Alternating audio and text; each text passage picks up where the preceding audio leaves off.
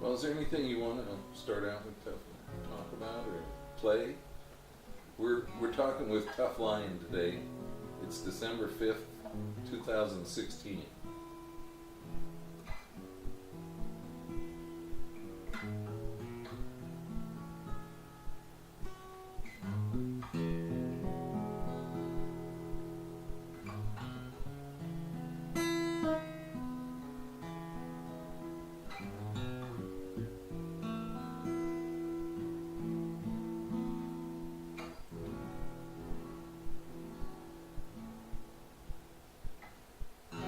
Whoa,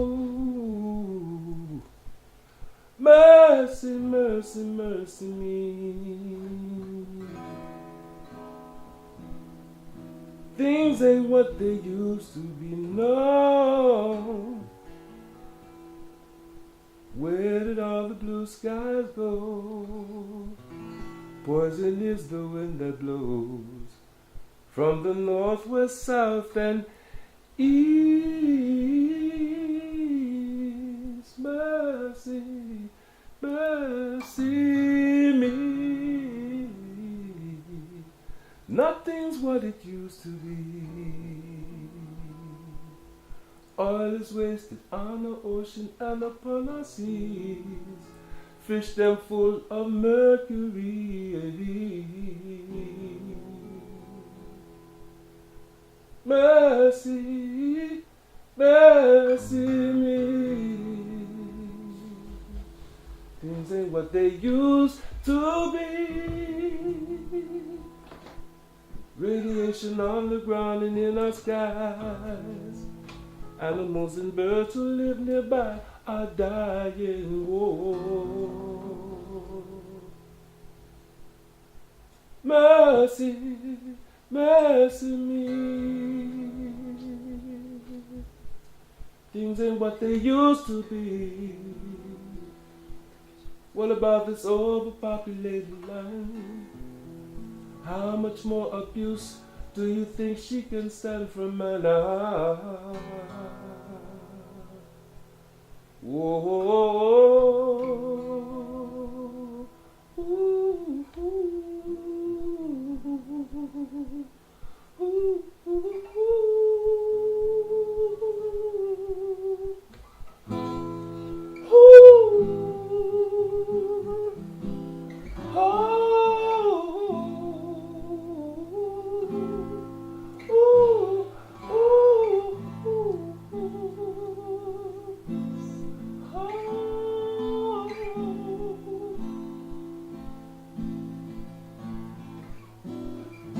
the planet, the planet. What about the planet, the planet? What about the planet, the planet? What about the planet, the planet? Mama. And there's a war on terror, terror, terror. It's a war on terror, terror. War on terror, terror, terror. War on terror, terror, terror. And we cry mercy, mercy.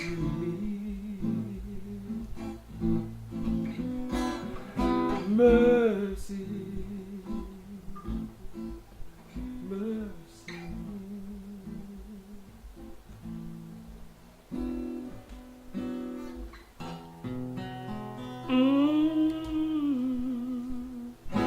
One of my favorite songs on the planet Earth, you know.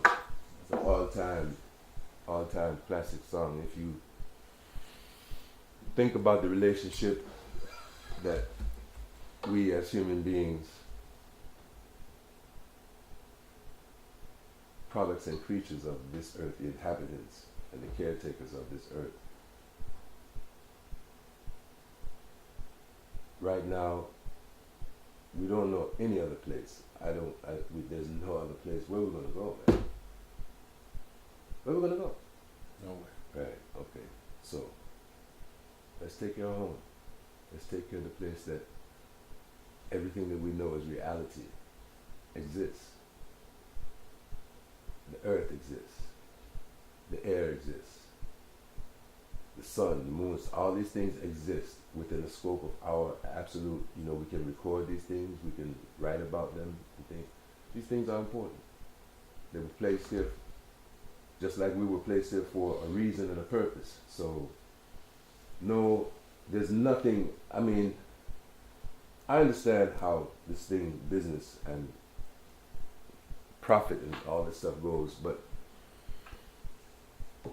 there comes a point in time when enough is just enough. There's a limit. No one thinks that there's... The only thing that I have found in my life that is an incalculable proposal is to try to put a capacity on the human heart to love. That there's no limit, because again, even yesterday, just yesterday, probably less than 24 hours, I was saying to a bunch of people that I thought that I had experienced, I thought I was peaking, but then the day extended, my life extended, and within those hours, I experienced more people that made me feel more love and more gratitude and more thanks, you know what I'm saying? So again, that is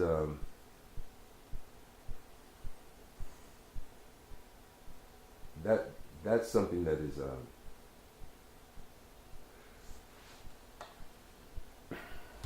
contemplating reality. The simple and absolute reality, again I said, is that we are all living here together on this planet Earth as brothers and sisters, as distant relatives, but we're all related by, if only by species. By species, we're all related. Mm-hmm. As the sun shines throughout the rotation of this earth, it smiles on all the faces of those who are present to see it. As the moon rises in its fullness to guide man's foot by night, all who see it are supposed to see it. So there's so many broad brushed commonalities to within the human experience that we should not find it so difficult to relate to each other and to understand and respect each other. It cannot be, we can't be that far apart. We cannot be so far apart that we allow even ideas of privilege or domination of power by any means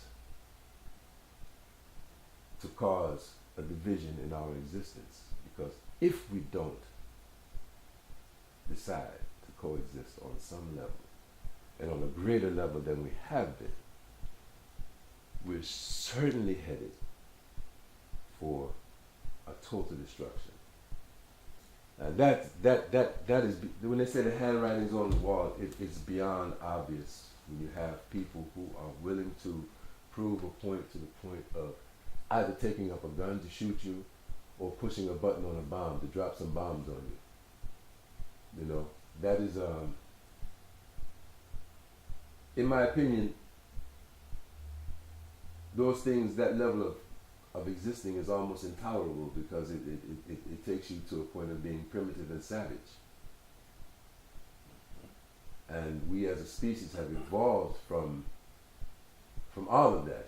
According to the chronological history of mankind's civilization on this earth, we have come from a far away, before fire. You know what I'm saying? We've come from somewhere now. You can talk about evolution, but I'm saying if you go to the point of creation, that fire still had to be discovered. Electricity had to be discovered. These things had to be discovered. These things had to be discovered and harnessed and developed and worked to our magnificent benefit. But of course, I say to you that there's ways that we can learn to recycle our waters or even desalinate a certain amount of water to replenish the land and make sure that there's food. We can certainly use, get away from these carbon creating vehicles and use the abundance of wind and solar energy. These are the things, listen, you know, it's funny. Mankind seems to always want to try to imperialize and capitalize on not necessarily another, but any opportunity that will allow them to get something for nothing. The sun is free. It's free. The wind is free.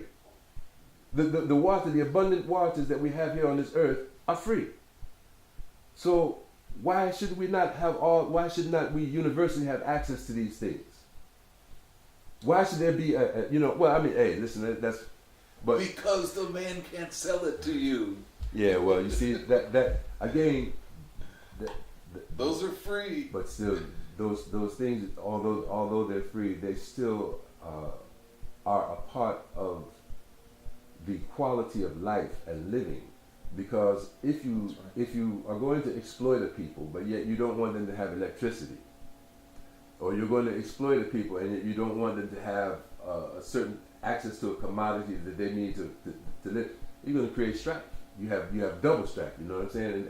And eventually, you know, those people will die off, or they'll fall off in such a way that, you know, they can't be used. And then you're going to try to run that same tactic on somebody else that you want to try, and who has actually witnessed what you've done, and said, no way. So then you end up creating a situation that becomes volatile and dangerous. It's not a happy society. It's not a happy turnout. It's not a happy society. You know. You can't have a happy society. No. Now, you said you wanted to talk about something first off when we were talking earlier about I know it's difficult to talk about people giving you love. No, you know that's the beautiful thing. Okay. I know better than anybody in this world what my life has been about, what it is about, what it has been about, and what it will forever be about. I know, you know. Well, that was one of my questions. Yes. What's Tuff all about? What's the story of Tuff Line? Okay. Because only you know that. Well, you know, to tell you the truth, I will try to give it to you in a nutshell and be as direct about it as I can be, because there's a lot of misunderstanding about me, only because of the fact that I've been very, very quiet media-wise. I've always had this fear throughout the years of being caught up in the cult of, what they call the cult of personality. You know what I'm saying? Now, I was reasoning with my good beloved virgin about this today, and these were all, like, we're talking about motivations. I'm going to bring this all around.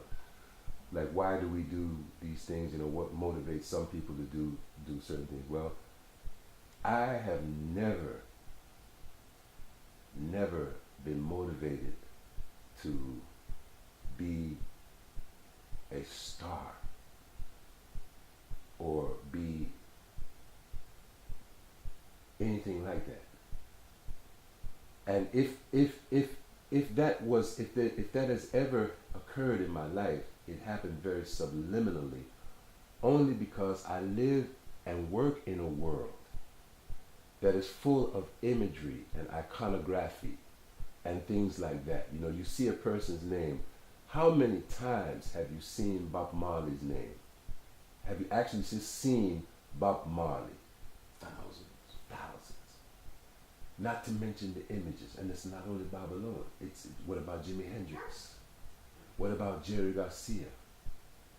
You know, these, you know. So music is my world, and you see a picture of Thelonious Monk or Philly Joe Jones or any of the jazz greats, Charlie Parker, any of the jazz greats.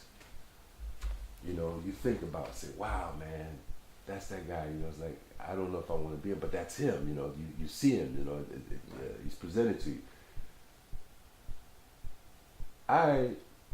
All of my life, since I first encountered the guitar, the bass, or music in general, I have just really wanted to play music. That was the highest and sweetest part of the day. You know, that was to try to sit down and deconstruct the things that I was hearing on the radio and through a 7-inch vinyl 45 record player. You could have it could do LPs, but mostly it was the 45s. You know, that's what I had access to. 45 vinyls. And my experience with music, I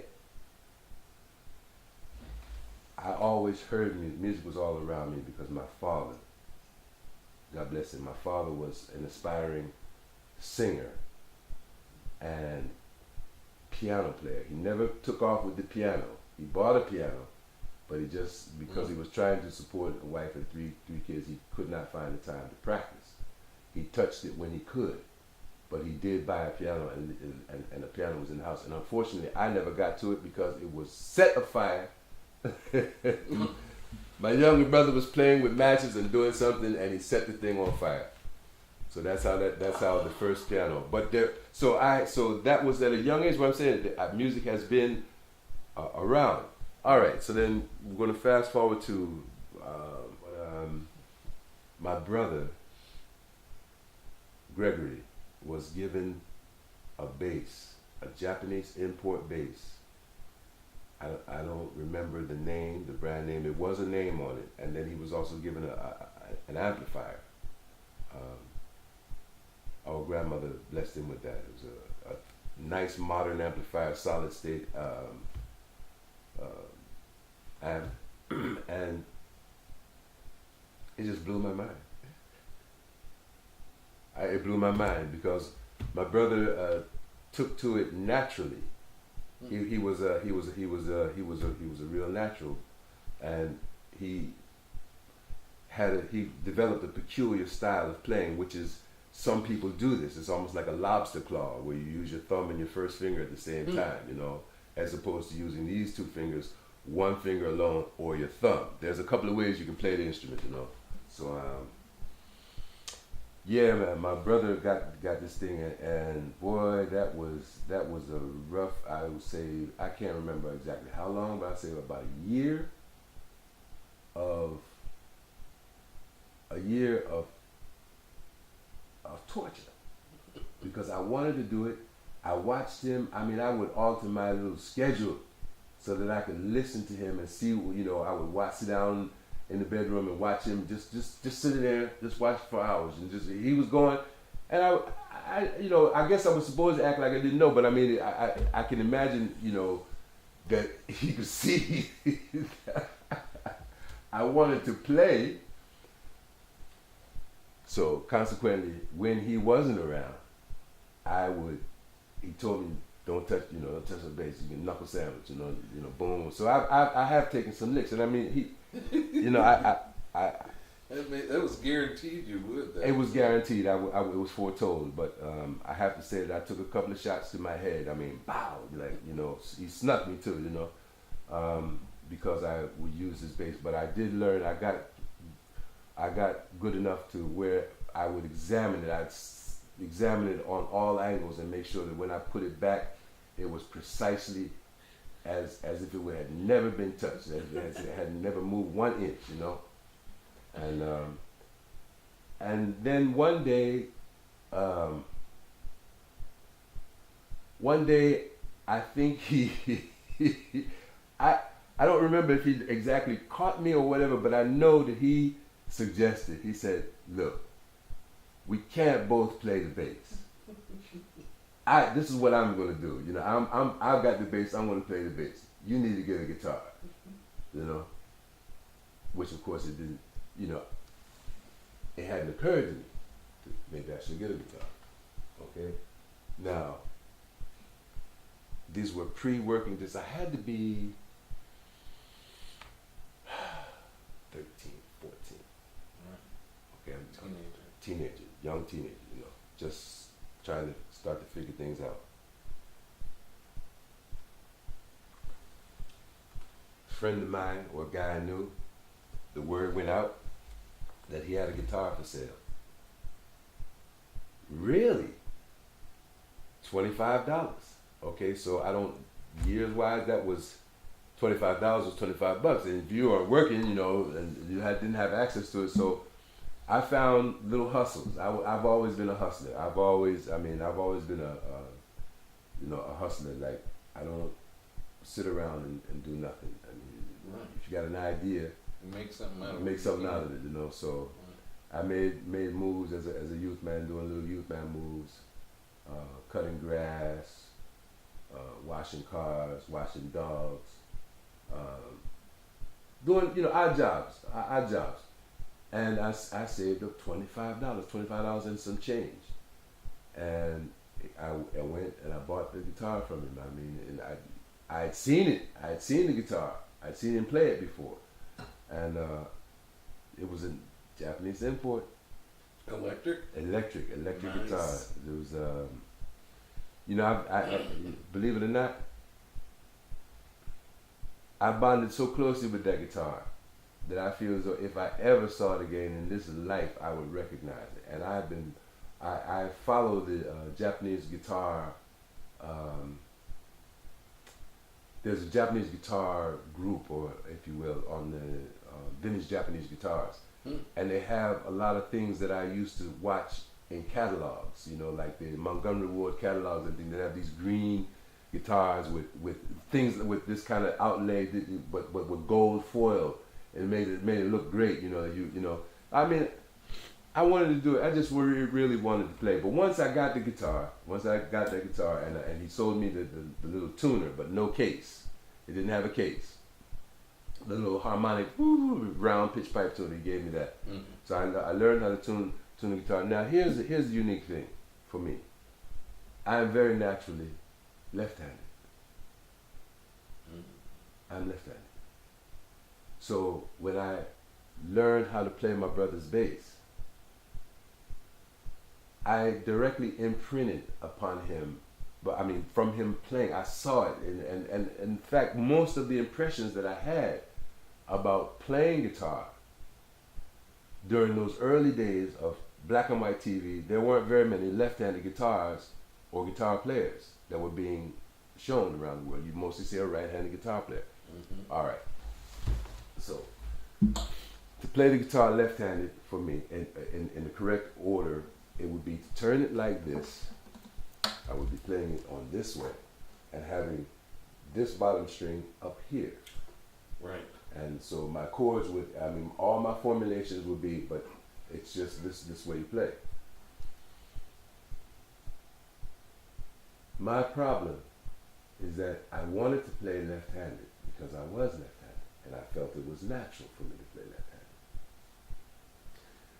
That guitar, I bought some strings for it, and I tried it, and I changed the strings around, and I arranged the guitar to go this way. Put the low E here and the high E there. But I did not know I didn't know that was the issue. You had to turn this around as well. So my strings were not sitting in the grooves properly, and I could not get it to tune up. I couldn't get it to play right. I used like little match things, trying to build it up. I was trying all kinds of stuff, and I didn't know, ignorance, you know, just sheer ignorance. And then, you know, so I gave up the battle, and I gave up the battle, restrung it this way, and and the rest is history. You know. Mm. All right, so that's really how that's okay. Then I say further. I like playing instruments. I love playing instruments, but the I didn't get stuck on being a guitar player or a player because one day I heard a song. Whoever wrote this song, God bless you, salute you. It's called Our Day Will Come. And it was done by a group out of Ohio named Ruby and the Romantics. I heard the song on the radio one day and it made absolute and total sense to me because I actually heard it. I could hear everything. I heard things that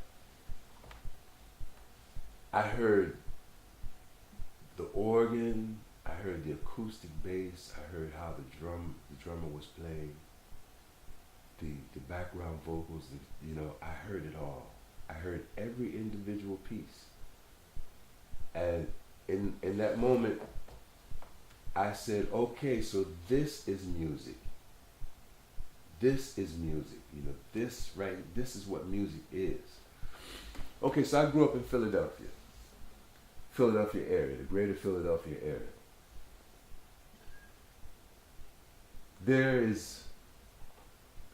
Philly had a soul sound. The Sound of Philadelphia Records, TSOP. In the rhythm and blues and soul days, I've heard music I've listened to, because I started listening to music so early, I've listened to Motown, that's Detroit. I've listened to every sound, every place in this country, which is almost like, it's funny that people don't, you can parallel certain sounds like the Memphis sound or the New York sound, Chicago sound, the Miami sound. These are things, these are idioms and styles that come from the area. They're generic to the area style. They're not generic.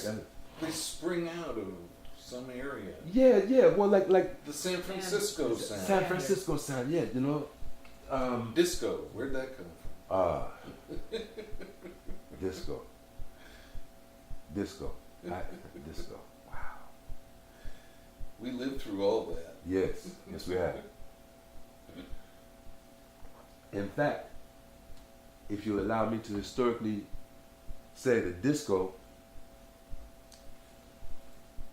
is what started my earth movements. Really? Yes.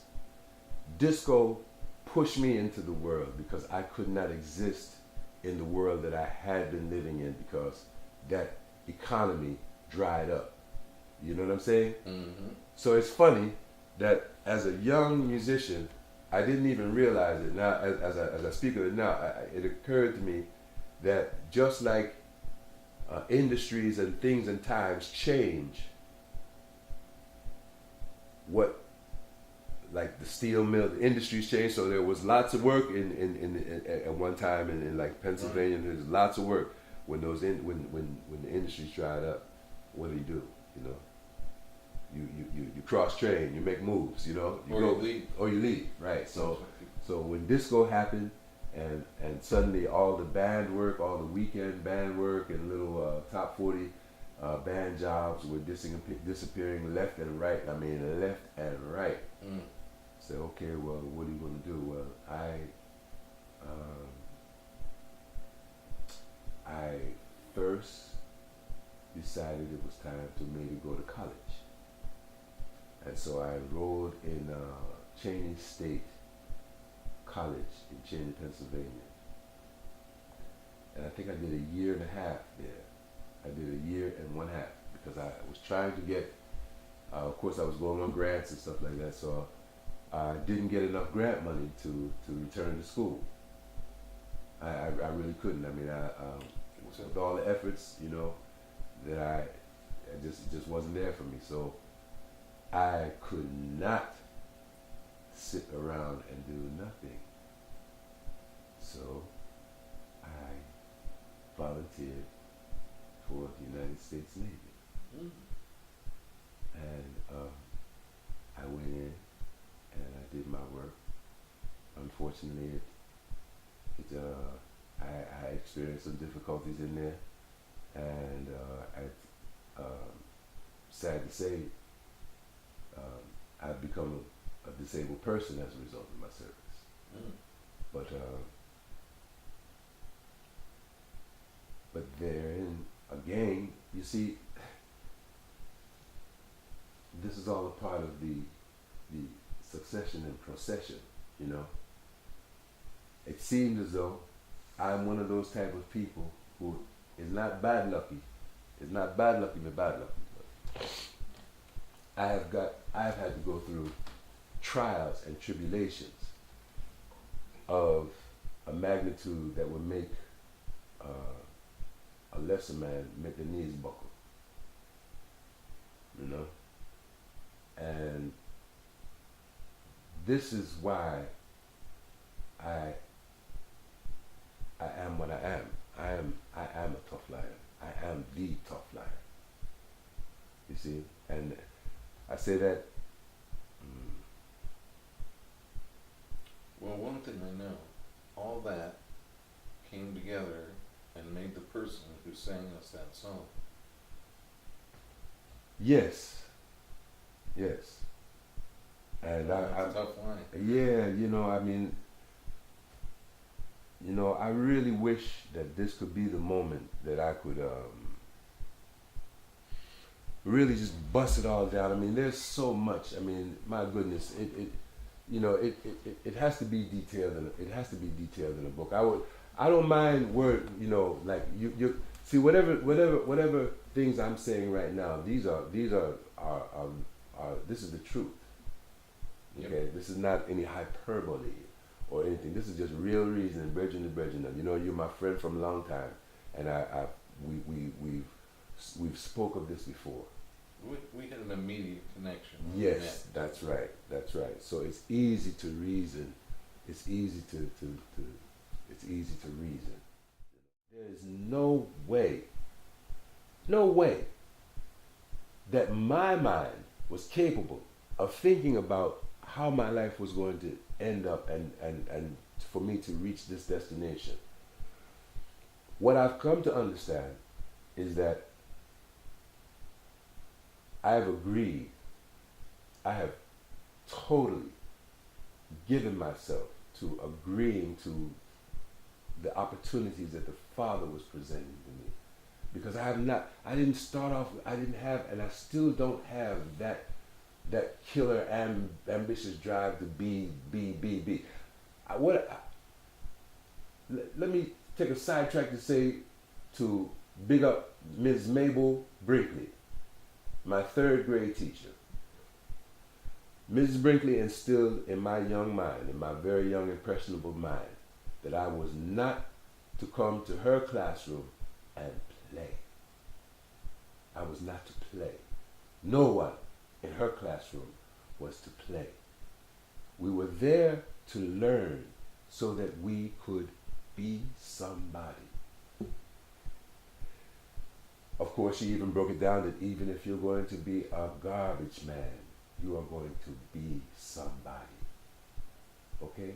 So now, with all due respect to her and all of those other teachers, I have, in my own way, become somebody which is beyond the expectations for my life and my being. Not to say that anyone marginalized my life. Not to say that was like my mother used to say, "Oh, you're not going to live to see 21." She, "Oh, oh boy, you're not even going to make it to 21." You know, because at one time, there was, you know, there's a time when there's a time when you just get wild, you know, you just kind of get wild out. But my I say wild in comparison to my fundamental teachings in life, my fundamental spiritual teachings in life, you know, which were very, very, very, very Christian, very solid, you know. As I grew and evolved, and of course, you question things and you experience things, and either you agree to accept things or you agree to not accept things, and you kind of keep it moving to find out, well, what does agree with you? What do you qualify? What qualifies as something that makes sense to you? I guess that's why they have, you know, so many choices of religion. And, you know, you see, of course, when you say Muslim, now you could talk about Shia or Sunnis or this or that. If you talk about the Hebrew, the Jewish faith, you have the Orthodox, you've got this, and you've got that. See what I'm saying? You've got every brand, flavor. Exactly. Because it's up to the individual to find out what they can agree with understanding and accepting and say, okay, this is cool. I get it. This is where I want to be. And if not, you're just going to keep searching until you find some way to express or to connect with those things that you recognize as being significant in their purpose and within their scope in your life. Now remember, being raised in the States on the East Coast, I saw a lot of things. I experienced a lot of things, a lot of the civil rights marches and contentious periods of rioting and stuff like that. I've actually seen it, or TV. I've had some exposure to it. But moreover, I had exposure to the music of that period. Mm. Now I'm going to show you something really wonderful and magnificent. There was a time on earth when, just as there is now, music started to converge by way of diffusion. Curtis Mayfield was here in the States writing political activist songs. These songs were heard in the Caribbean. These songs were heard in the Virgin Islands, in Jamaica, they were heard all down island, all, you know, they were heard in Europe, where colonial, there were colonies of people who were once like in you know what I'm saying, like in France has these different colonies, and so therefore there's a lot of people who come from those colonies to the mainland, so to speak, right? Okay, so remember now, see,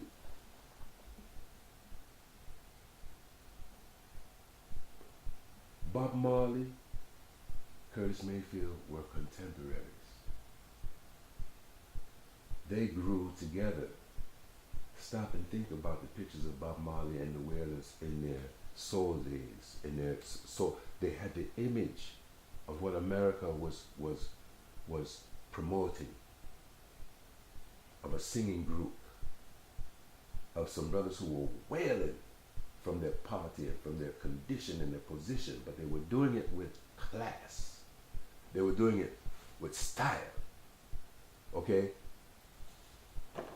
As they progressed through their years, from young teenagers into young Rasses, they grew, as well as the same consciousness grew over here in America too. Ironically, I never got a chance to see Bob. Never got a chance to see Bob. But let me tell you, my grandmother had the occasion or had the great fortune of knowing Bob's mother in Wilmington, Delaware. How I found this out was rather odd, but it was through my grandmother knew the gentleman that Mrs. Sedella married, Booker. They called him Booker. His name was Booker, but Booker was his name. It was his normal name from a certain area that my mother knew. They used to hang out together and stuff like that. So it was just amazing that our conversation. I'm like, she said, what do you listen to? I'm listening to this reggae music. This is it. This is the music. And she said, Della's son. She called it Della. She said, Della's boy does that too. And I'm like, yeah. And he was there. He either may have been there or gone, or he was around. But my grandmother knew of it. It was somewhere that she told me. Wow, So I thought about it years later. Years later, I'm like, wait a minute, that was Bob Marley. That was Bob. But again, here again goes it back to that synchronicity of the oneness of people through music. Fela Kuti, Nigeria, Afrobeat, is James Brown. Is the James Brown, Bootsy Collins, the funk. You see what I'm saying? You can parallel, you can find these certain elements and ingredients that go across back and forth. We're always exchanging. It's just like right now, what the more popular, commercial sounding, more palatable, as they say, commercial sounding reggae music is based on a 4-chord formula. 1, 2, 3, 4. It's a 4-chord. You find other styles that are based on a 2-chord, which is a more rootsy. But the 4-chord formula. All right. Well, where does that 4-chord formula come from? It comes from America.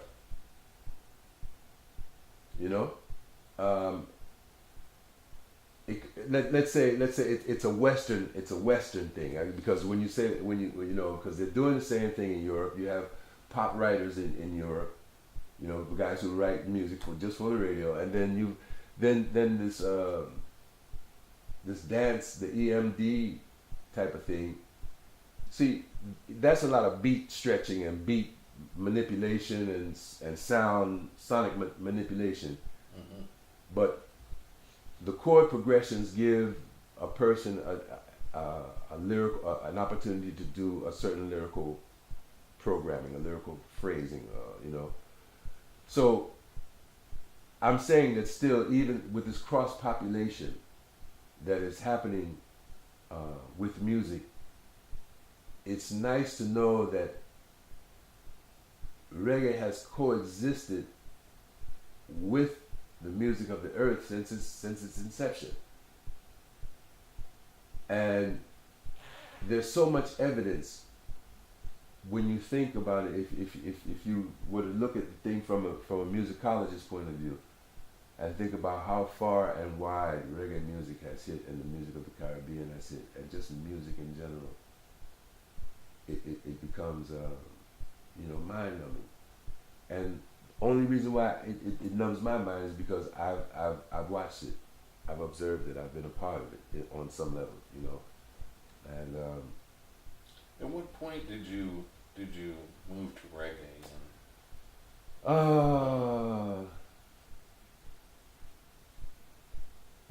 Okay.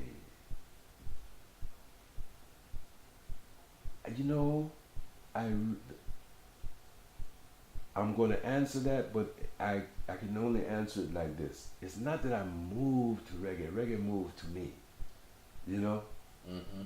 Because I didn't, like with anything else, you put on a record, and if you hear something and you can play it, you're going to sit down and try and figure it out, or try and work it out and say, well, because I learned by ear, and I learned to follow I learned to build up songs and understand songs from the bass perspective. That's the fundamentals. So once I got the fundamental notes and knew that my instrument was in tune, I could I could discern whether or not it was a major chord or a minor chord. So, and the simplicity, see, reggae, you know, I heard Slave Driver, you know, and it was blues. Mm-hmm. You know, so that's why I'm saying it wasn't like I turned to reggae or something like reggae. We met, we had a nice intersection because I didn't see it as anything. I didn't see it as a strange or foreign or exotic music. I heard it as black music. I heard it as you know, something that had been there all along. Right. You know what I mean? Yeah. Yeah, because okay, well, and further, like by spending time in and around the Adventist church and different church groups, you know, you meet people from different areas, and I had some friends from Cayman Islands, friends from Jamaica who were part of the church, and of course, the young teenagers. You know, we're gonna listen to teenage music. You know, we're gonna, you know, I mean, yeah, we were in church, and we did churchical things. We went on outings together. We went church together. You know what I'm saying? But whenever we got a chance to be teenagers, we were going to be teenagers. And all of a sudden, like I'm hearing all this music that I'm like, wow, this is cool.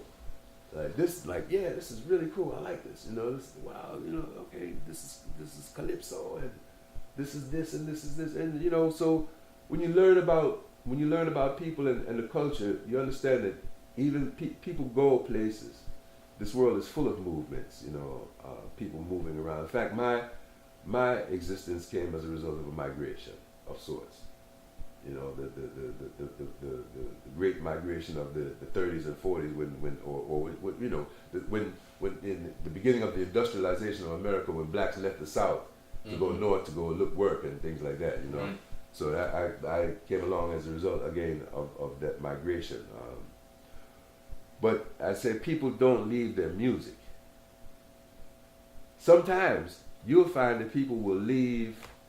Some people will leave their tongue, but they won't leave their music. And on their tongue, that will be their palate. Sometimes their language or their accent, but they won't leave their music. If they hear a particular sound or something because music is your longest memory. Music is the longest memory. I remember my mother's voice very clearly. When I want to call it clearly, I just still myself and I can hear her singing. I can actually hear her singing. Mm-hmm. Yeah. My father too, and I oh man, you know what?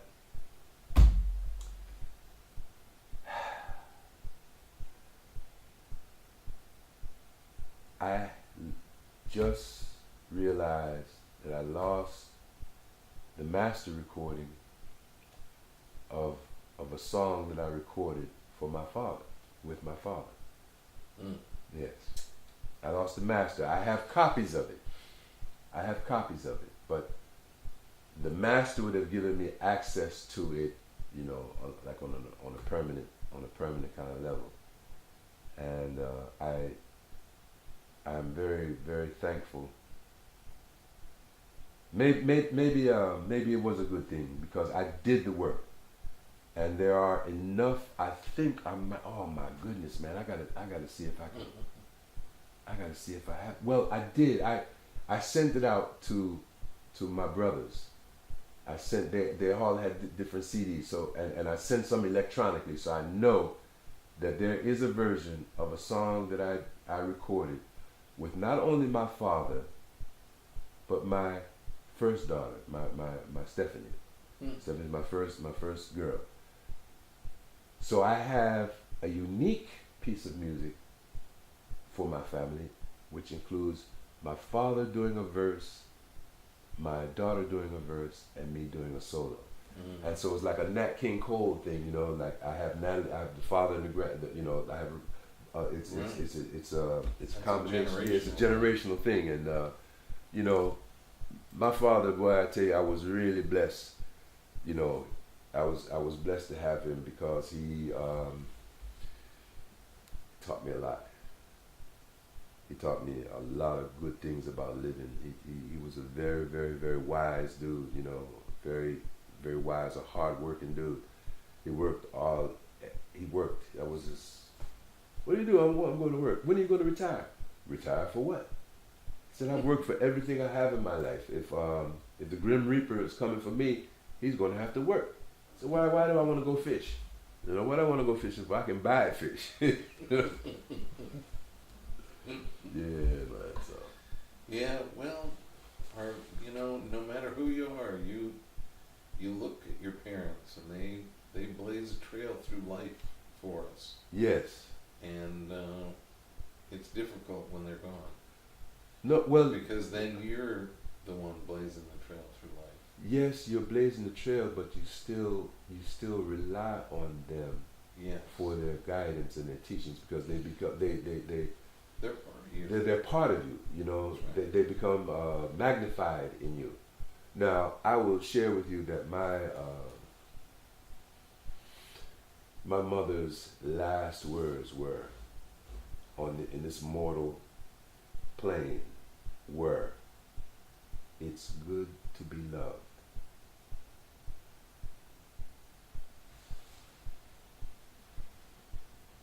Lo and behold, this is why we're here at this moment, because that experience is being manifested upon my life right now. That somewhere out of all the things that I've done and all the things that I've been doing and will continue to do, that enough people have found something of value. You see what I'm saying? Not just, this is not, you know, I haven't been targeted, or I haven't been marketed to anybody. I haven't been marketed, I haven't been sold to anyone as a commodity to listen to or to watch. But I've had a chance to penetrate the lives of people through the ear, because I've done something. My friends in Europe. Exactly. We had a whole discussion about how they wanted to hear more Tuff line. Well, they want a long dose. Listen, this is the surprise thing. This is what is really, now I got to tell you this. This is the real surprise. Many people have been hearing me and not known it's me, because I've recorded so much. I have recorded more music than everything. There's nothing about my life that I could have imagined. I would not have, you know, I didn't know that I would be playing on all these discs. I remember buying vinyl records, looking for Chinna's name, looking for Earl Chinna Smith. Earl Chinna Smith. If any time I knew Earl Chinna Smith was present, I knew that I was going to hear some great guitar. You are not kidding. You see? I've seen him once. Oh man. Well, I've oh boy, wow, what a player, man. What a guitar player. What an original human being, you know? I drove through, from my house to Santa Rosa, normally a 45-minute drive. And that night, this massive storm was here. The Richmond Bridge was closed. And I took back roads. They were closed. There were detours. It took me 3 hours to get to Santa Rosa. Wow. I got there 15 minutes before that show started, and I'll never forget it. It was incredible. They did an acoustic set, an electric set. Oh, he was playing the End of the Yard series? Yeah. Oh, yeah, with okay. The other guy. Raskidas. Was Raskidas with? Yeah, Kidasai. Yeah, Raskidas. Kidasai. Yeah. Incredible show. Listen. Incredible show. Wow. It was one of those, Thursday night storm. Yes. Well, Nomo, it's funny.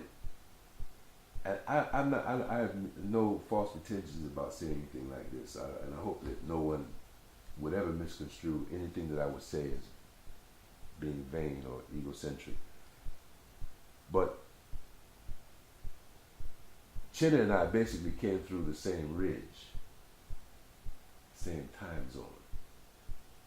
But he being on the front end of where the music was being recorded became such a trailblazing pioneer for a whole era, a whole thing. So I've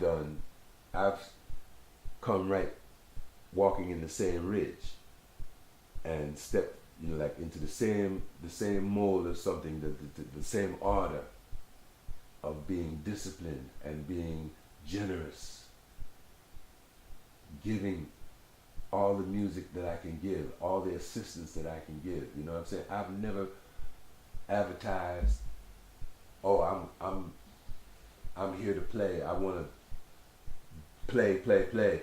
No, people ask me, man, oh, are you in town? Would you bless a track for me? Yeah, okay, all right, cool.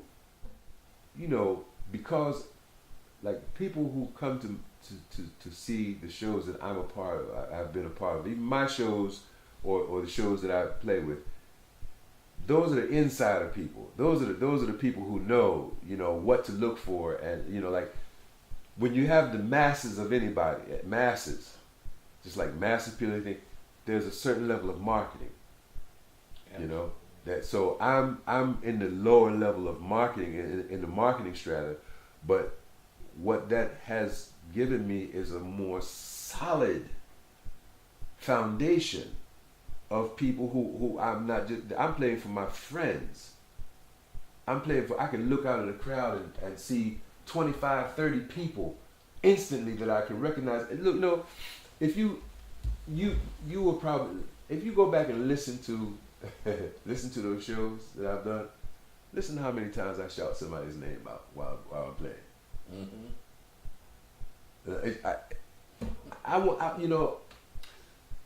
I do that. You do. Yeah, I do that. I mean, I want you to know. I'm glad it makes me good to see. It makes me feel good to see. Like, okay, are you alright? You like the music, man? Cool.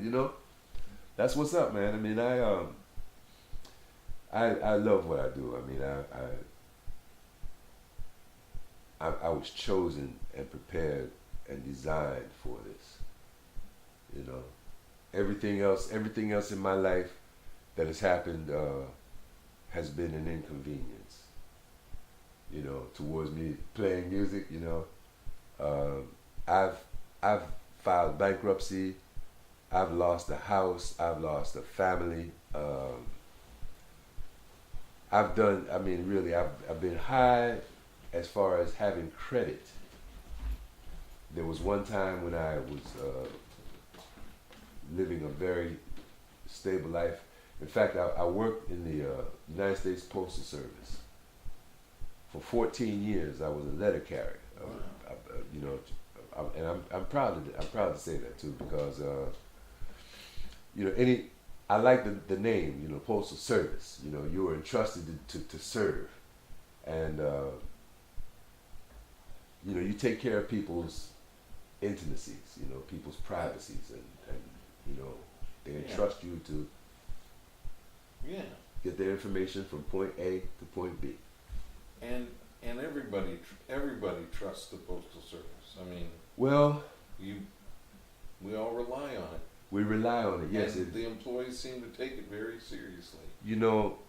I would say all the people that I worked with during my career were of that stature, and I will always salute the gentlemen who I had the great pleasure of working with during my time there, because when I got the job, I was young. I was inexperienced in the ways of life. And of course, I had never made as much money as I had in that occupation. So they approached me with information from the perspective of an uncle, of a father, of a mentor, of a brother and a friend. So I had all those levels of people looking out for me, you know, and able to communicate with me on all those levels. And that kept me straight for a long time. And when I say kept me straight, it's nice to be regular. It's nice to be consistent. And once you get an idea of how to be, it's easy. You know, it becomes easy. You know, it's like if you're regular, just, you know, being on your job, on your way, being consistent, then your life becomes easier, and you can you know, that's why I think again that I'll call that a part of the preparation for what I am doing now, because nothing can change me. I'm going to be me. You know, I'm not. Money's not going to. You know, no fame or fortune is going to change me. I'm going to be, just, right. You know, figure out after a while who you are. Yeah, man. It's just like, okay, what is that? You know, I say what I was watching something. The guy said, hey, a gambler. It was a gambler. He said, I'm the same guy. Just got a nicer watch. You know, he said, I'm the same guy. I just got a nicer watch. You know, so me personally, I know that. Listen, I'm thankful to be alive in this time and to have gone through all the things, all the challenges and tribulations, and finally to be tempted, or tempered rather, by fire, by a vicious house fire that came to consume things, you know, material things that were meaningful to my life, but not necessarily the definition of my life. I see that my life, I used to want to think that I wanted to be defined as a great musician. No. I now know that there's a possibility that I would be defined as a great human being.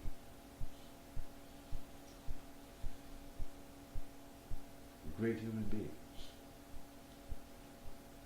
Not because of, and you know, only because it would be manifested, not even in the music, but in the genuine loving kindness that I have and that I have for other people, a genuine care.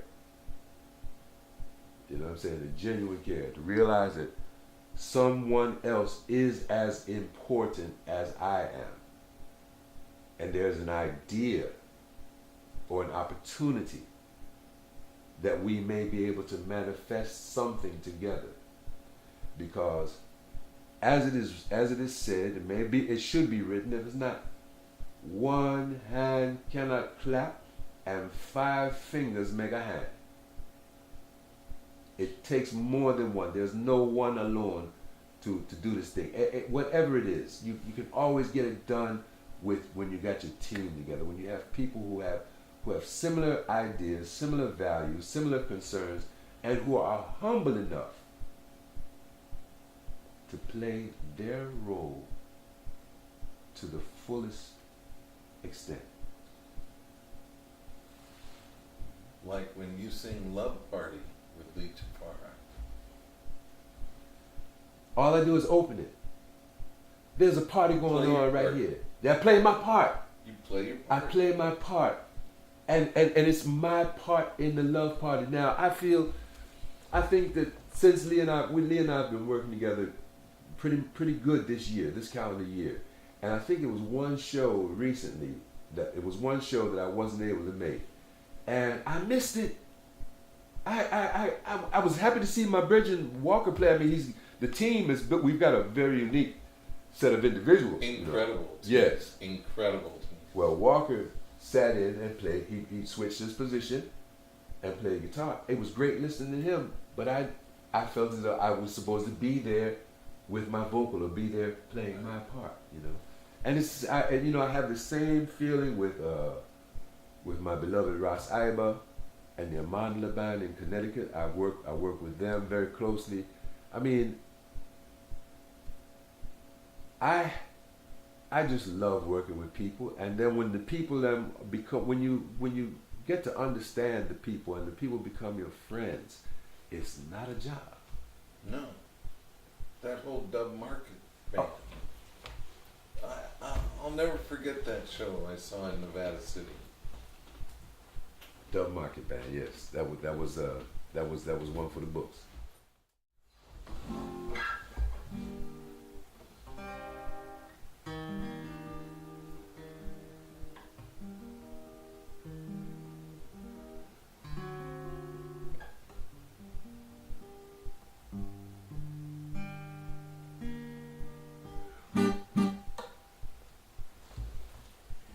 Well, it's interesting hearing about this Tuffy story.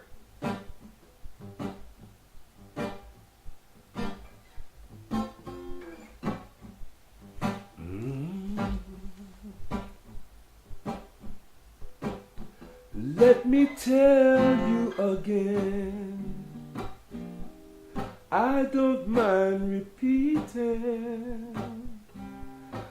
I will show you over that my love is real. I just got to love you.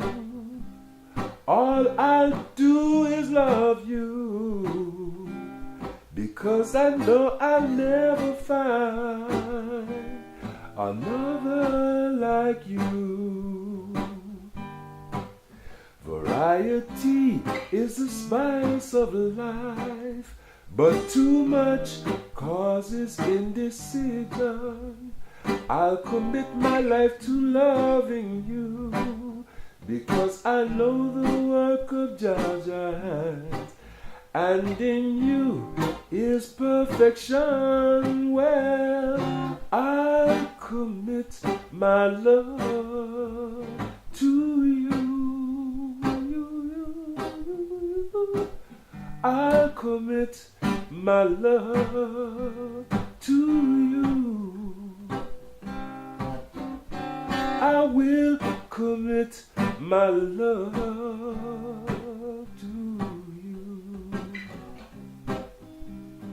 I'll commit my love to you.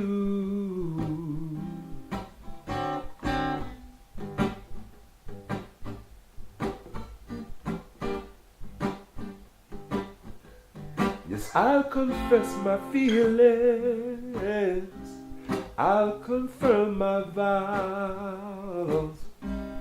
It's better that you know right now that this is forever love.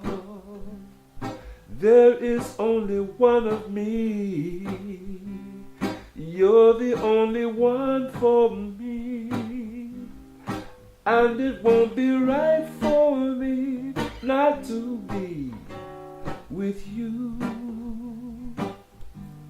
Yes, variety is the spice of life, but too much causes indecision. I'll commit my life to loving you, because I know the work of Jah's hands, and I see in you His perfection. Well, I'll commit my love to you. I'll commit my love to you. I will commit my love to you. My one and only, I'll commit my love to you. I will commit my love to you. If you'd like me to commit my love to you, to you, to you.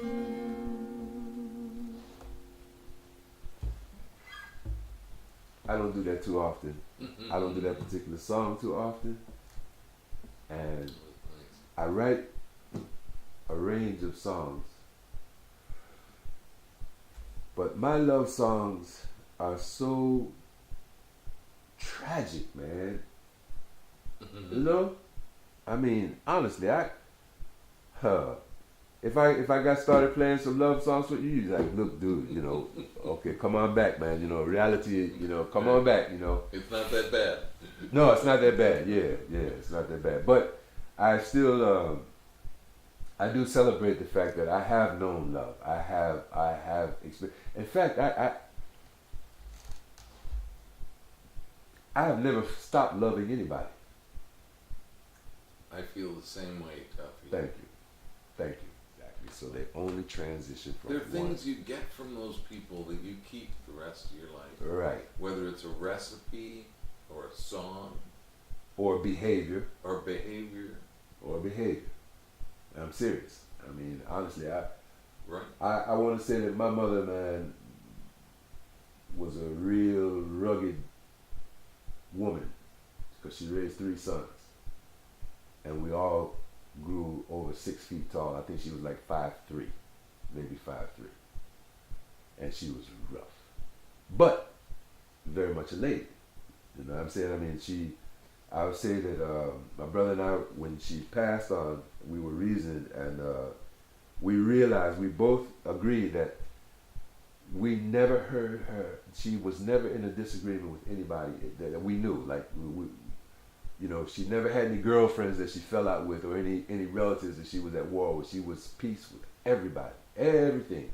Everything except, I think, one supervisor that she worked for, you know. Yeah. You know, but other than that, she was an accommodating and temperate woman, you know, very intelligent, highly intelligent. I didn't realize how intelligent she was until one day I happened to tune in on her. I came to visit her, and she was watching Jeopardy. Tearing it up. Really? Categories for Tough this. show. Man, listen, I'm trying to tell you, she was a voracious reader.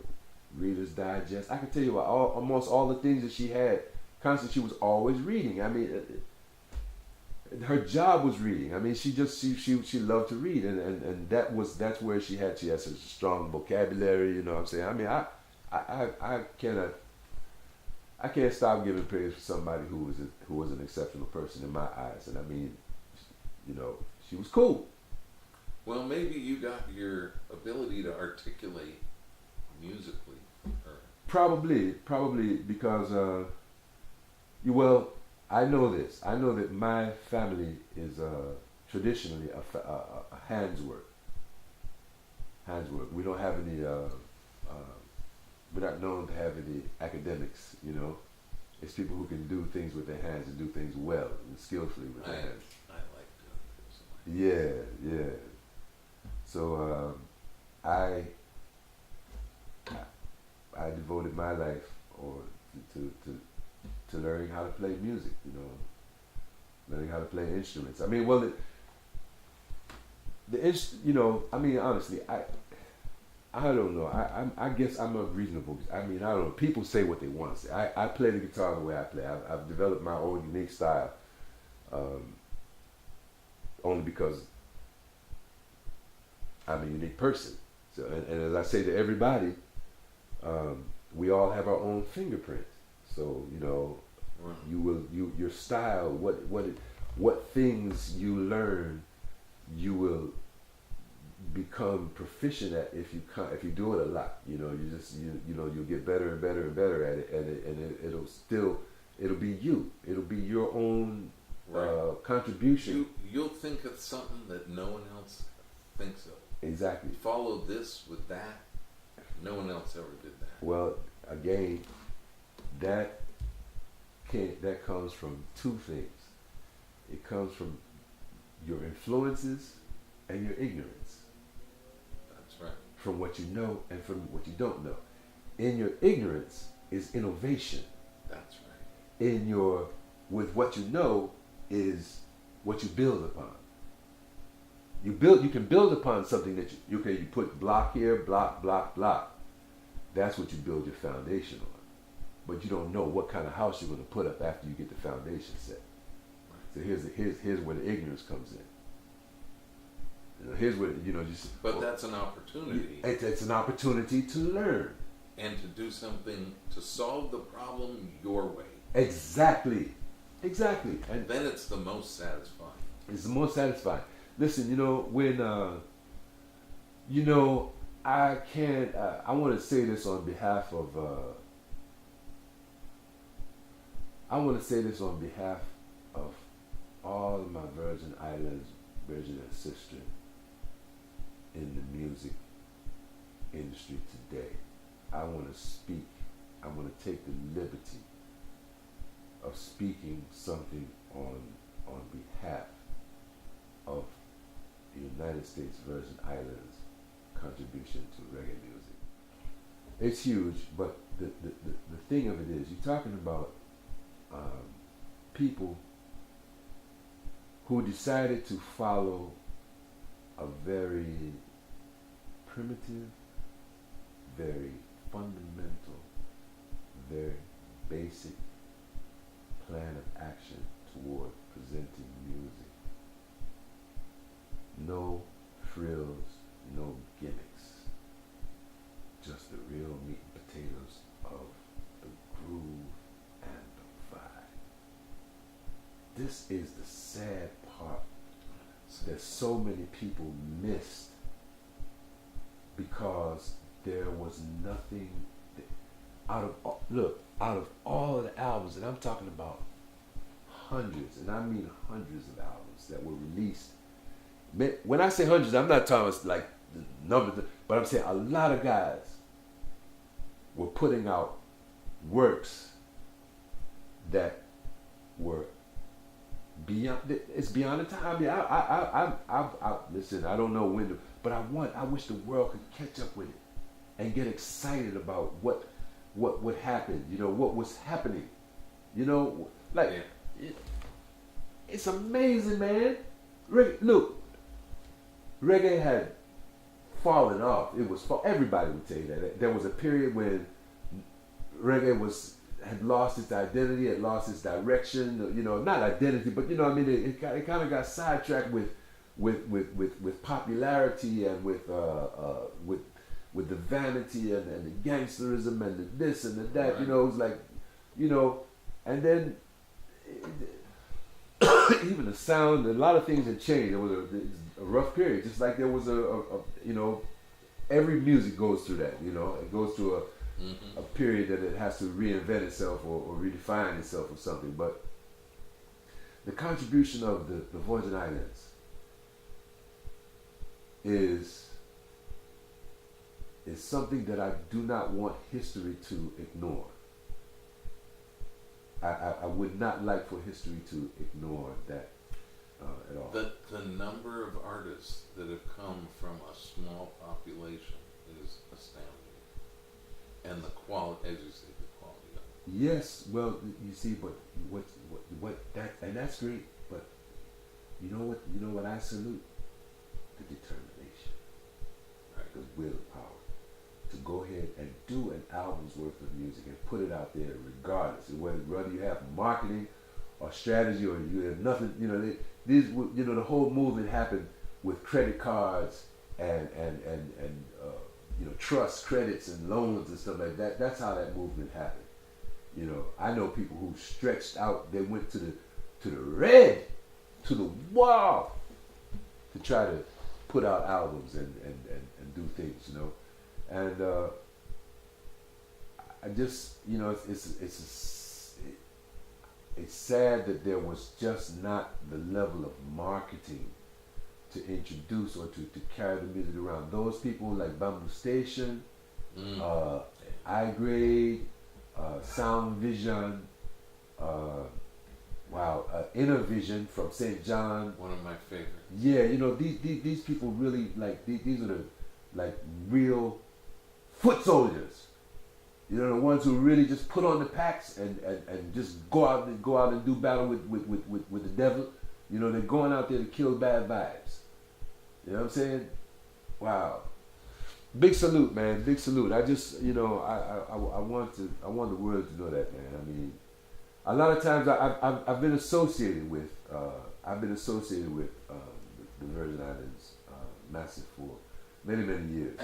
I think of you as being part of that group. You fit well.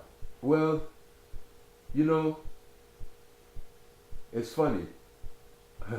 It's a lot of unique things about this, but listen, the thing about it is that I'm like really.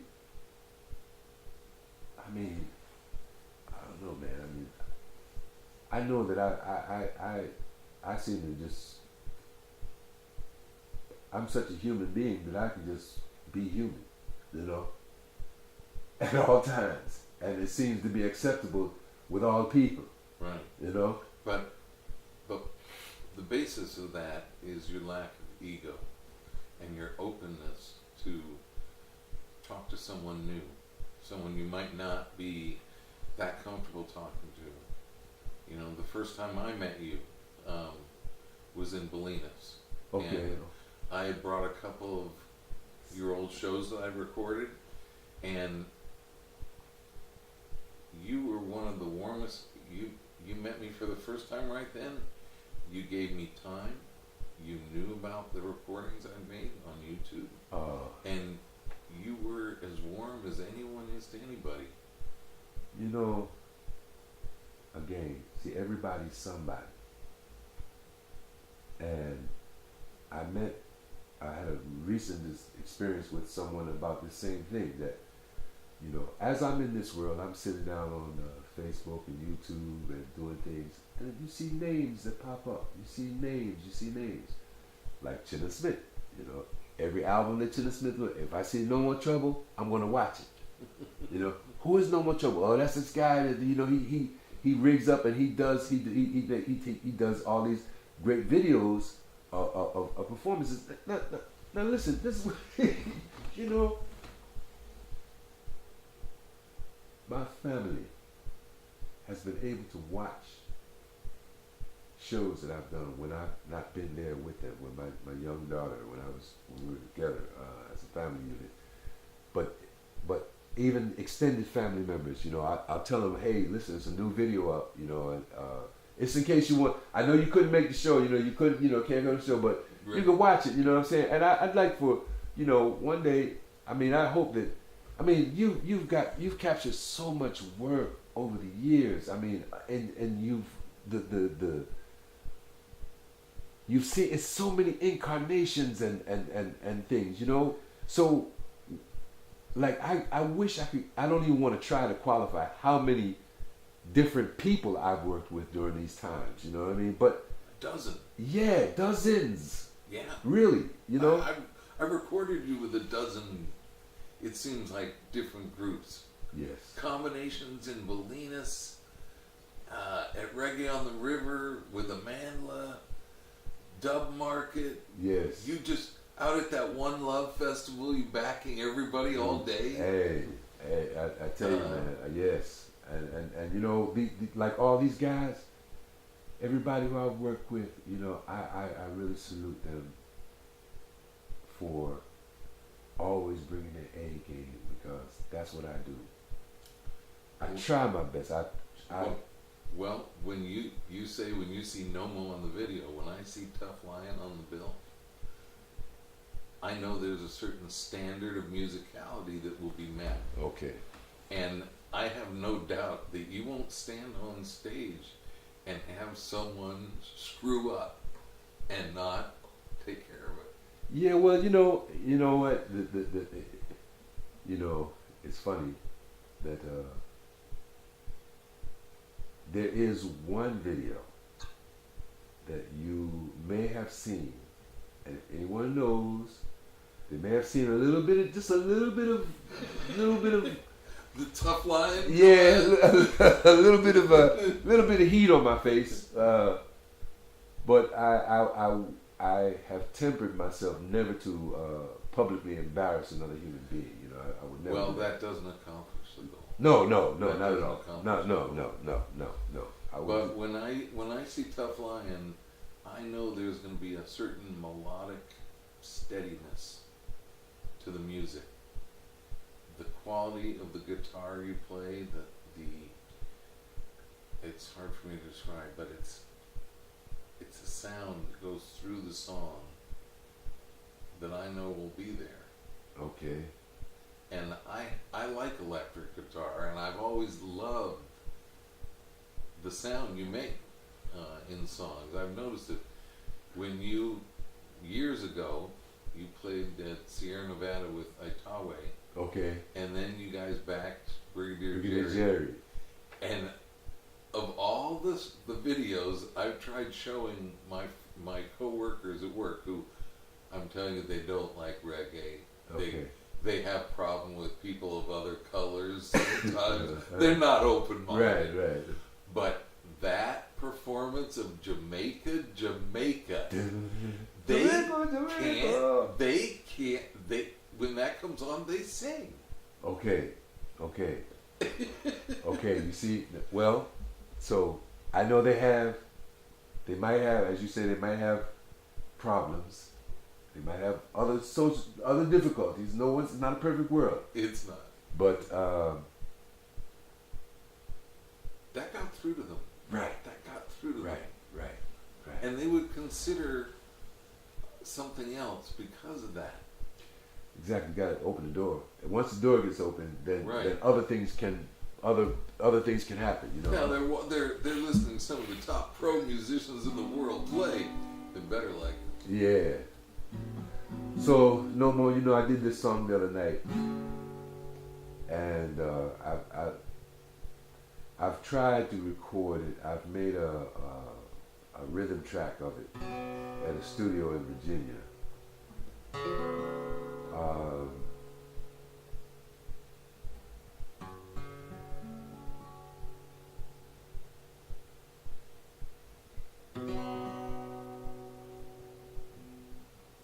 This is a real story.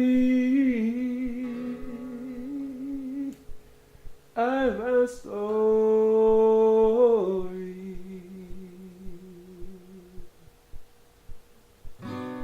It's a real story. I'm a story.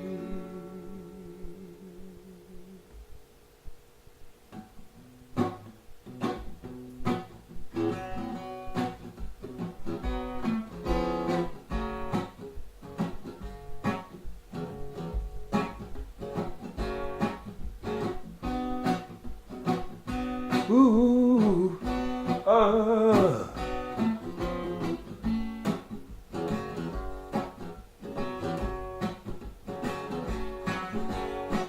Look up the sky, turning hellfire red, Lord.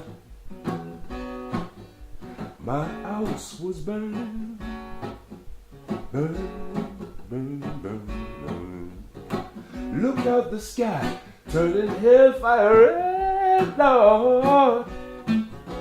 My house was burning.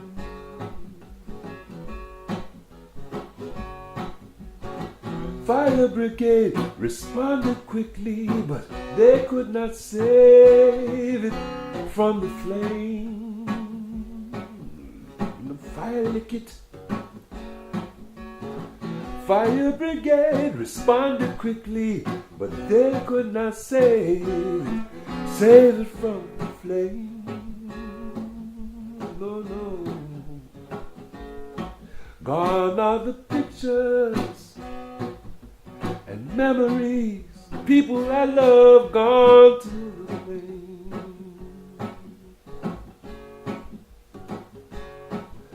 Gone are the memories and pictures of people who I love gone to the flames. My musical instruments, tools of the trade, bun up and twisted, I won't play them again. No more music from them. Instruments, tools of the trade, burned up and twisted, can't play them again. Oh, look out the sky, turning hellfire red, Lord. My house was burned. I know it was my house was burned, burned, burned, burned. Look out the sky, hellfire red. My house was burned.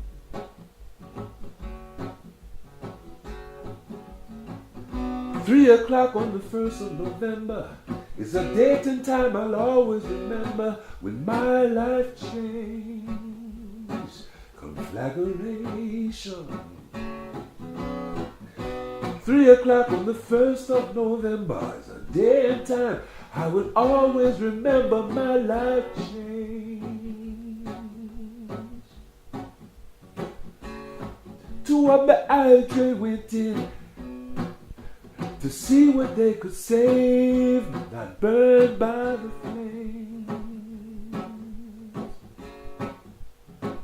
KB and Beffy went in, so brave, to see what they could save that wasn't burned by the flames.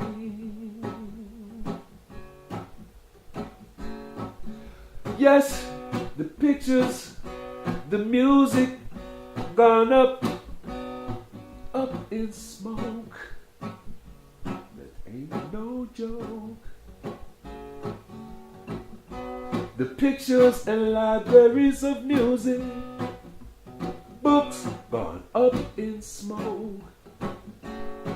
No joke. Material things are material things. Only material things are. Again, material things are material things. They don't compare to my treasure stored in Zion. And everyday replaceable things are replaceable things are, but not the life nor the love that is given unto man.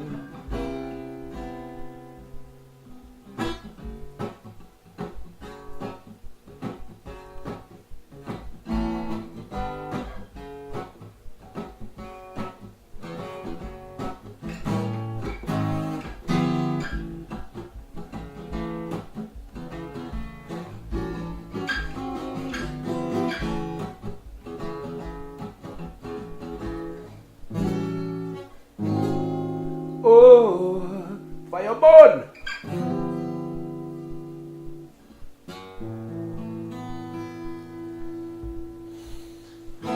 Yeah, man, that's a version of a very sad song. It's hard to get through that, man. It's hard to get through. You know, hard to get through that. I do good to get through that, you know, because it's the truth, and you know, It's a very personal it is. truth. It is. That it's difficult. It is, you know, but, you know, again, this calendar year, 2016, I've faced a lot of challenges. I faced a lot of challenges. I mean, you know, if people, remember what we were reasoning earlier, we talked about that if, you know, all the things that we learn in life, you know, you learn from your school, you learn from your church, you learn from your neighborhood, you learn from your parents, your close family and far family. People tell you all these things, but as we said earlier, you know, we realize that you have got to adjust these things. You have to adjust these parameters of understanding as you meet the experiences, because sometimes it's greater than or less than and not quite on the thing, you know what I'm saying? It's not quite on the mark. But I say this, you know, you know, my life has been a remarkable experience. A remarkable experience. And I mean, I wish people know. I mean, look, I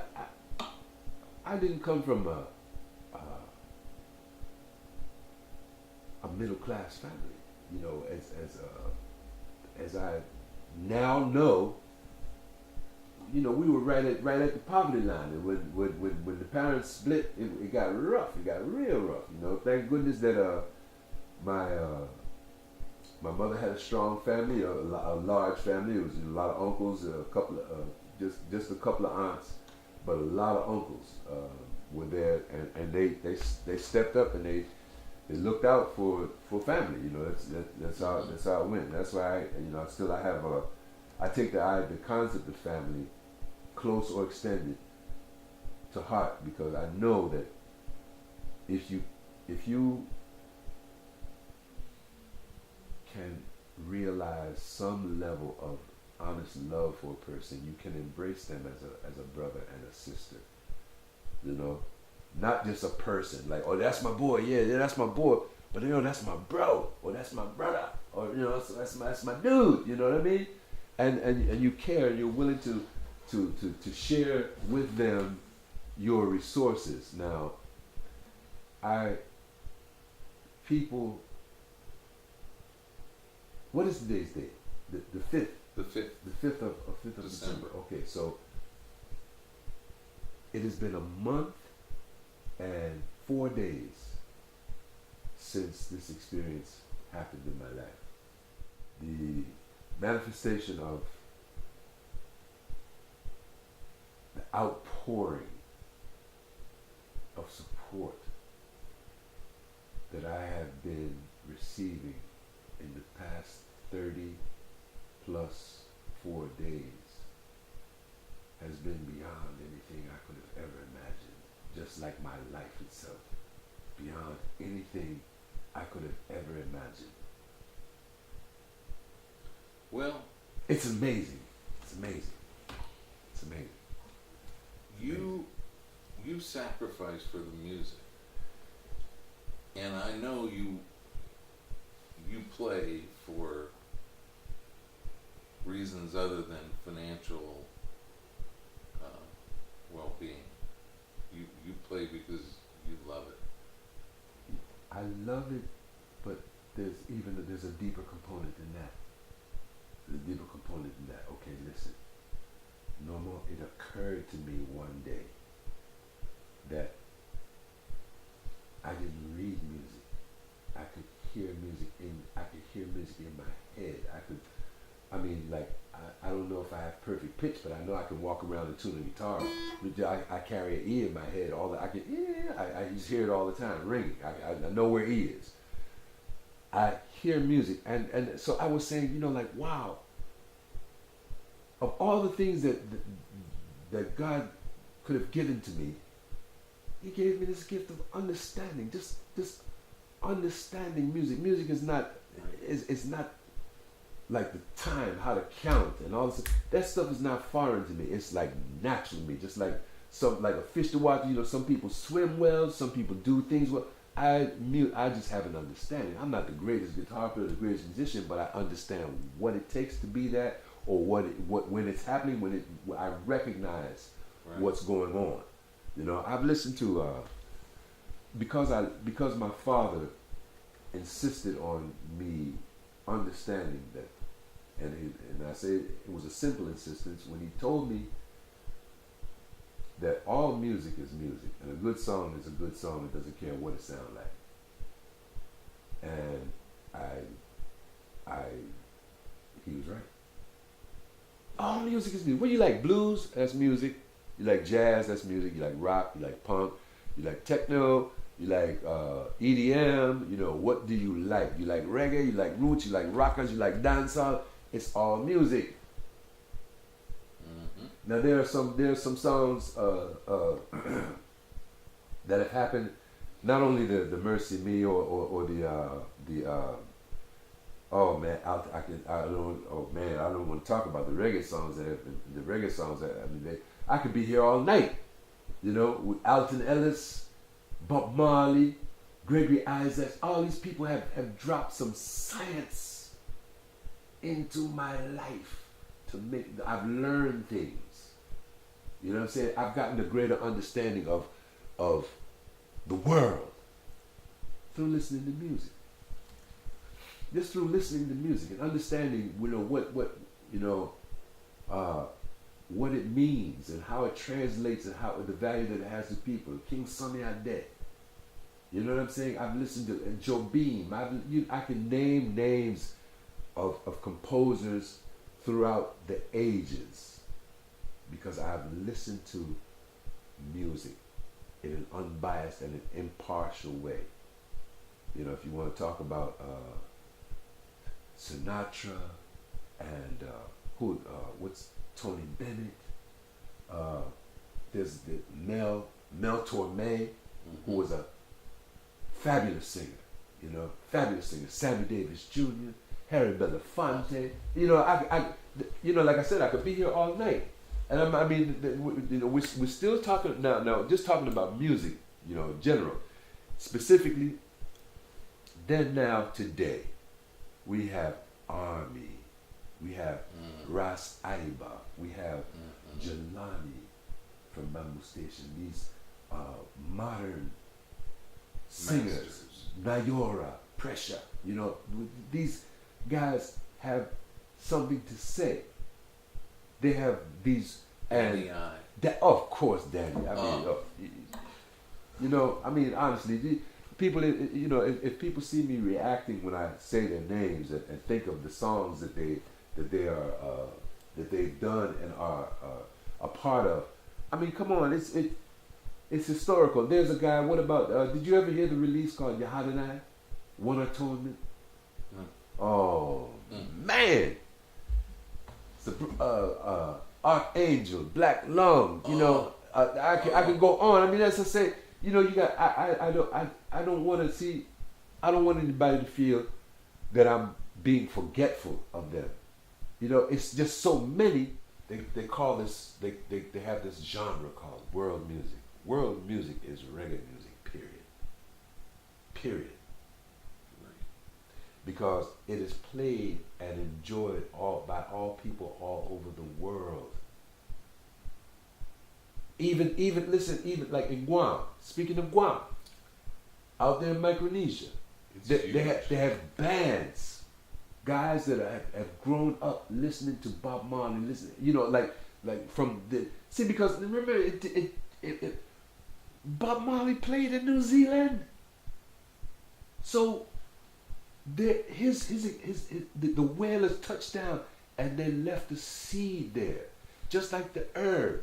Bob planted those seeds of Rastafari all over the earth. Every place he went, Africa, you know what I'm saying? All these places, everywhere Bob went, he was planting seeds.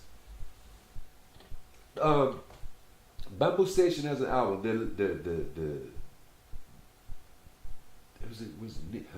I can't believe I'm out of order, but they have an album called Children of Exodus. Children of Exodus. That is the seeds who came up listening to the Exodus period of Bob Marley reggae music. And yes, I mean, seriously, look. See, here's the thing. We're not talking about the best. Who's the best? You know, that vain competition. What we're talking about is an energy force that is circumnavigating the planet, that is rallying all the people to try to be aware. See, you can have a "We're not gonna take it, we're not gonna take it." Okay, yeah, you can have a slogan song like that, or you can use we will rock you." You can use that. You see how those songs, like they say, music is a thing that you can either you can march people to war with music, or you can invite them to a party to dance with music. You know what I mean? So I like the fact that I like the positive stream of energy that comes from reggae music that circumnavigates the globe, that allows people to look through all of the negative to see the positive. You know? And I'm serious, man. I mean, and further, I say that unfortunately, wherever there is some level of genuine discomfort, people have a reason to bawl out. If it's genuine discomfort, you know. Mm-hmm. See what I'm saying? Whether it be poverty, whether it be legal oppression is a thing. You got to, yeah. It's all over because of the unspoken, the quote unquote God complex that man has to control and dominate other men, other people. You know, it's sad, man. Sad. It's sad that it's sad that people would allow themselves to take their thoughts and values and impose it upon another person to the point of death. Shocking, isn't it? Yeah. Because you don't accomplish anything. No. Only thing you think you can accomplish is more for me. Okay, so I'm gonna take this guy out or take these people out, and that's more for me. Or vengeance. Or vengeance. Look, one thing I would say this: I love the innocence of children, and I pledge to I would be one of those persons who would put my life on the line to protect the innocence of a child. Okay? But to think about these children in the world who have been drawn into being victims of something that they have no awareness of. Their innocence is being robbed from them, and they don't even understand why. They don't know. They don't really know the ramifications of the political systems that are allowing people to drop bombs on them from the sky, to shoot them up from long distance, to drone them or whatever. I mean, I'm just saying, even the attacks on villages and come on, people, come on, the barbarity. I mean, come on, this is 2016, man. We're supposed to be the highest, most educated, most advanced civilization in the universe, but yet we're acting like friggin' unintelligent animals who are fighting like dogs fighting over a bone or something like that. You know what I mean?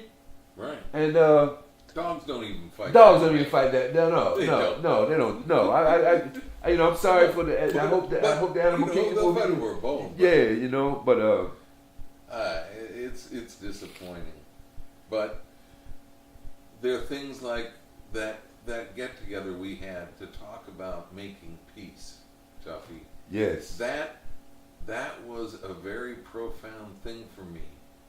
And what I found so profound out of it was that no one was getting paid there. We got together and we talked about making peace. Yes. And regardless of what else goes on in the country or the world, that was a diverse group of people. People were there for different reasons, but we all took time out of our day and thought about it.